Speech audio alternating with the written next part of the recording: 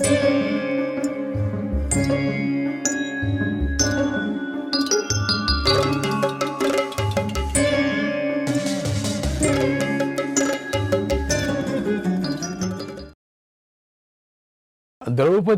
ఈరోజు స్వయంవరం జరుగుతుంది. ఆ మహోత్సవాన్ని చూడటానికి మేము కూడా వెళుతున్నాం. పైగా మేము కూడా అక్కడ ఆ స్వయంవరంలో పాలు పంచుకోవటానికి అనలేదు, చూడటానికి వెళుతున్నారట. అక్కడికి రాజులు వస్తారు, రాజపుత్రులు వస్తారు, అధికంగా దక్షిణలు ఇచ్చేటువంటి యజ్ఞకర్తలు వస్తారయ్యా. అక్కడ వేద విద్వాంసులు వస్తారు, శౌచం పాటించేవారు వస్తారు, వ్రతదీక్ష గల మహాత్ములు వస్తారు, అందమైన యువకులు కూడా వస్తారు, మహారథులు వస్తారు, మహావీరులు వస్తారు, ఎందరో లేండి మహారాజులు కూడా వస్తారు.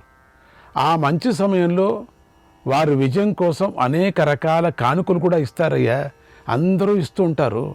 వాళ్లకు కలగని, వాళ్లకు మాలపడని, వాళ్లకు మాలపడని ఈ వీళ్ళందరికీ ఈ ఇక్కడికి వచ్చినటువంటి మహాత్ములు ఎవరెవరు పురోహితులు ఉన్నారు, ఎవరెవరు బ్రాహ్మణులు, వాళ్ళందరికీ దక్షిణ వచ్చిందే, నిండనే నిండదు. ఎంత పెట్ట తీసుకుపోయినా నిండదు. అది జోలి కట్టుకొని రావటమే. ధనాన్ని, ఆవులను కూడా ఇస్తారయ్యా.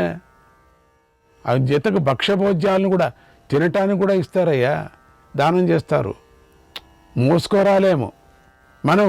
ఆ దానాలన్నీ పుచ్చుకొని స్వయంవరాన్ని, ఉత్సవ వైభవాన్ని తనివి తీరా చూసి మంచి భోజనం 2-3 రోజులు దొరుకుతుందయ్యా. ఇది మంచి భోజనం చేసి సంతోషంగా మన ఇళ్లకు వెళదాం.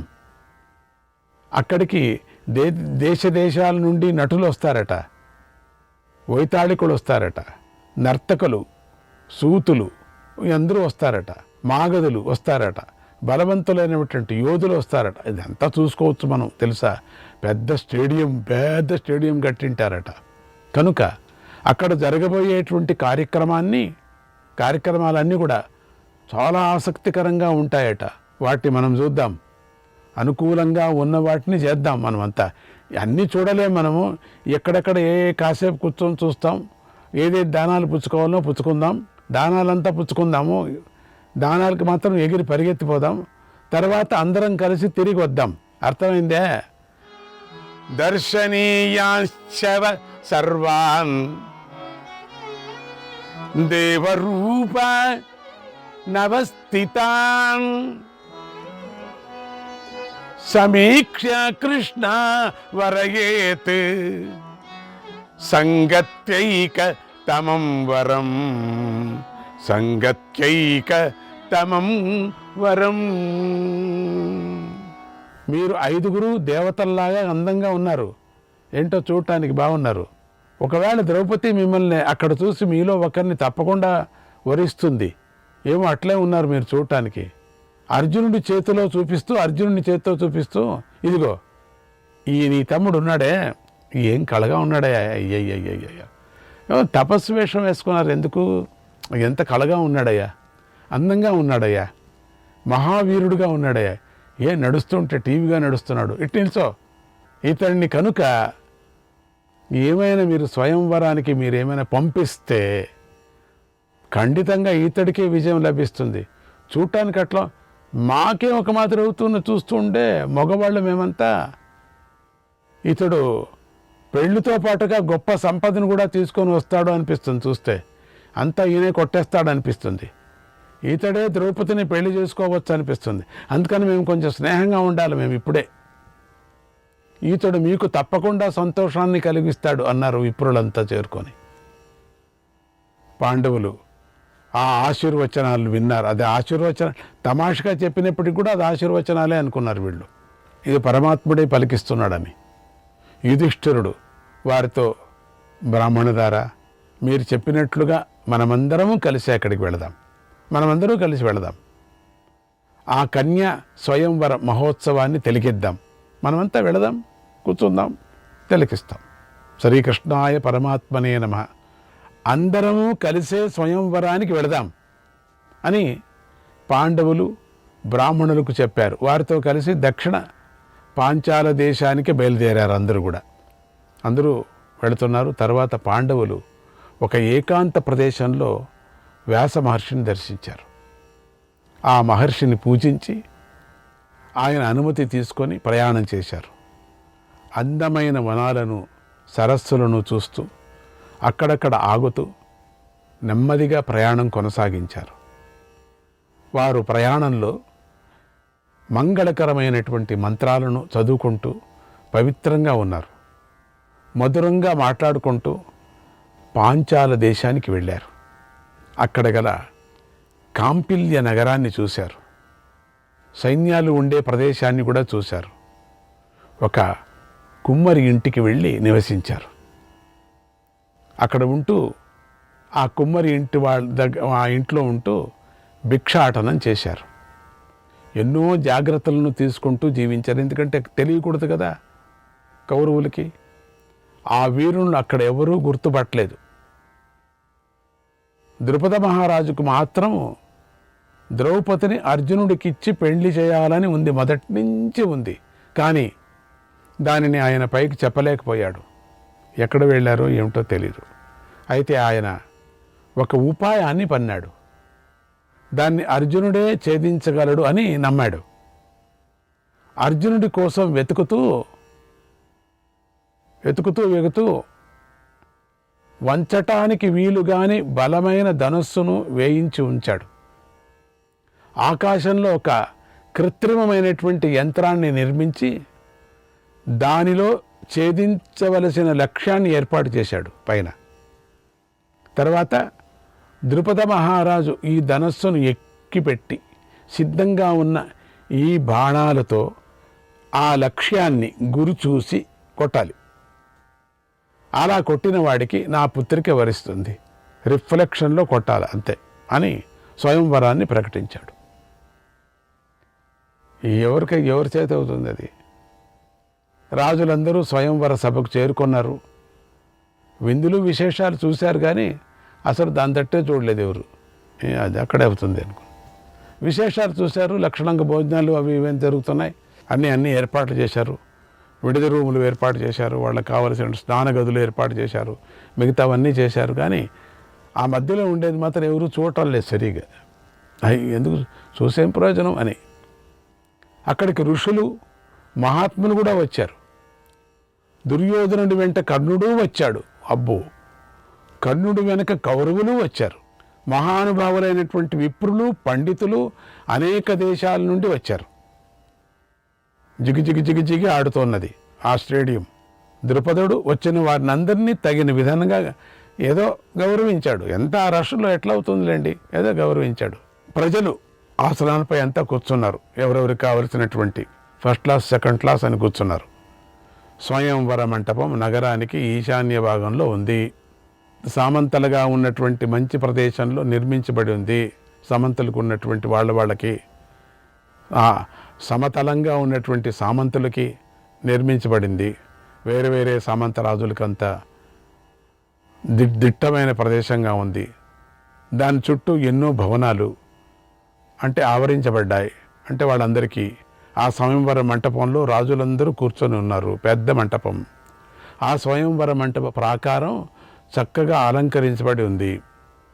ఇక్కడి నుంచి చూస్తే వాడు కనపడు, అంత పెద్దగా ఉంది. అది ఎవడో చుక్కలాగా కనపడతాడట, అంతగా ఉంది. అక్కడి నుంచి ఇక్కడ చూస్తే చుక్కలాగా కనపడతాడు. చుక్కలాగా కనపడతారు జనం, అంతే. ఎవరని కనిపెట్టానికి వెళ్ళి అంత పెద్దది. అక్కడ వివిధ వాద్య ఘోషాలు మ్రోగుతూ ఉన్నాయి. అల్లరి. అక్కడ అంతటా వ్యాపించినటువంటి సుగంధం. గమగమగమగా అని ధూపం వేస్తున్నారు ఎవరో. భగమగమగా ఉంటుంది. అందరినీ ఆహ్లాదపరిచింది. ఆ ప్రాంతమంతా చందనపు నీరు చల్లబడి ఉంది. మంటపం అంతా పూలదండలు వేలాడుతున్నాయి. చాలామంది బ్రాహ్మణులు వచ్చారు. అది చూసే లేదు వాళ్ళంతా.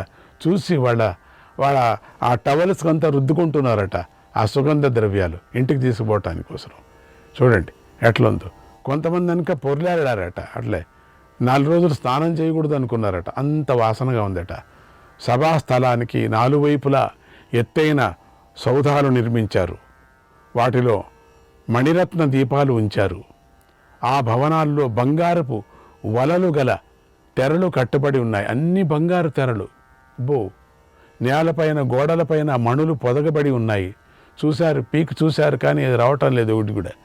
సులభంగా ఎక్కగల మెట్లున్నాయి. ఆ మెట్లంతా పూర్తిగా ఆ రత్నాలతో చేశారట. చూడటానికి చాలా అద్భుతంగా ఉన్నాయి. మరి చూడాలంతేగాని ఏం తీసుకోవటానికి వీల్లేదు. పెద్ద పెద్ద సింహాసనాలు ఉన్నాయి. ఒక్కొక్కరికి ఒక్కొక్క సింహాసనం పెద్దది వేశారు. అక్కడక్కడ అందరికీ కూడా మంచి మంచి పరుపులు వేశారు. చాలామంది పరుపులు వెళ్ళి పడుకున్నారు. ఒక్కపారి అటు నుంచి ఇటు నుంచి దొరిలాడారు. ఆ భవనంలోంచి అగరు ధూపం హంసల్లాగా చంద్రకిరణాల్లాగా వెలువడి 1 యోజనం వరకు వ్యాపిస్తుంది. అంత అద్భుతమైనటువంటి ఒక వెలుతురు.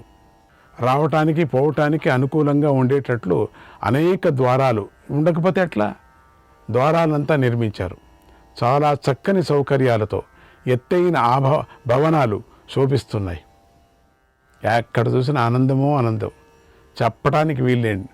5 గజాలకు ఒక్కొక్క బాత్రూమ్, 5 గజాలకు ఒక్కొక్క టాయిలెట్, 5 గజాలకు ఒక్కొక్క భవనం, ఒక్కొక్క భోజనం భవనం, 5 గజాలకు ఒక్కొక్క పావళింపు సేవ చేయటానికి, పండుకోవటానికి.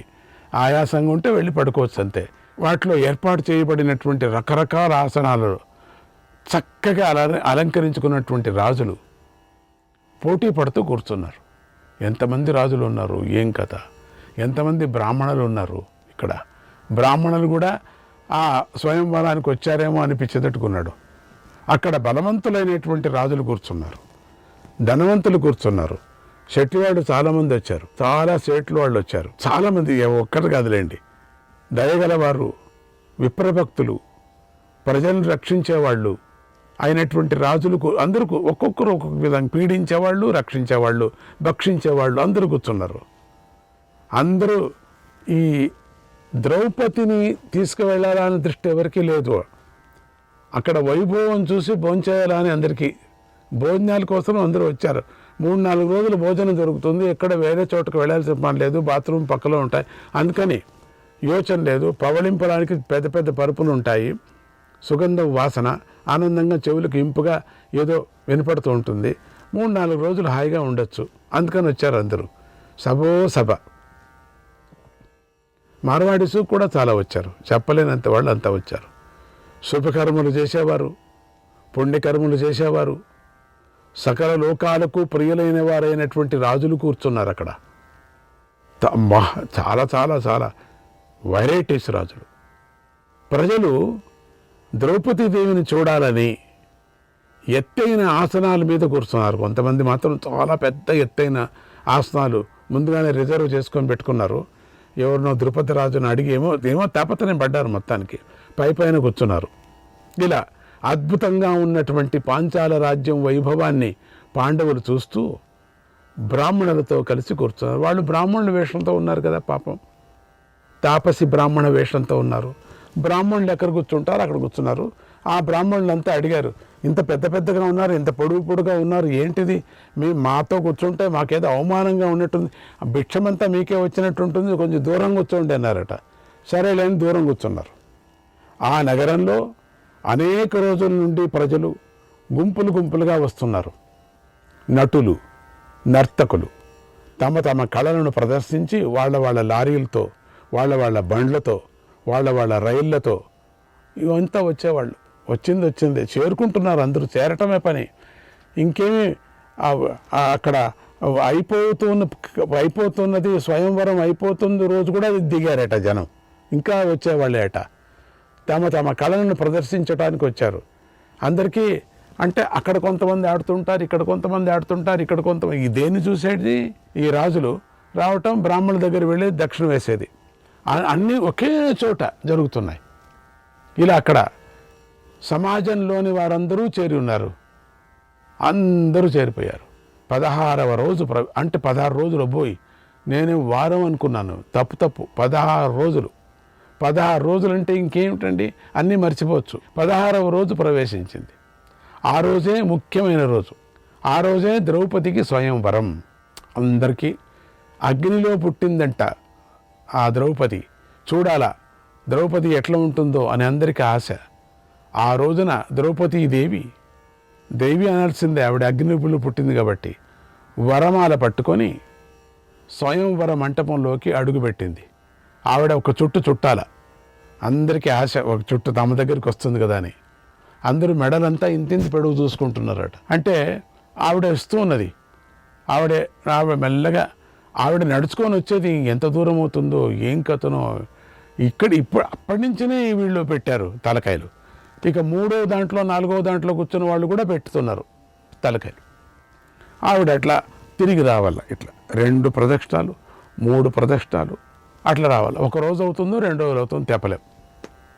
అప్పుడు సోమవంశ పురోహితుడు యథావిధిగా హోమం చేశాడు. హోమం వేరే ఉంది, ఒక దృశ్యం ఉంది, అదో వేరే ఒక స్టేజ్ కట్టారు.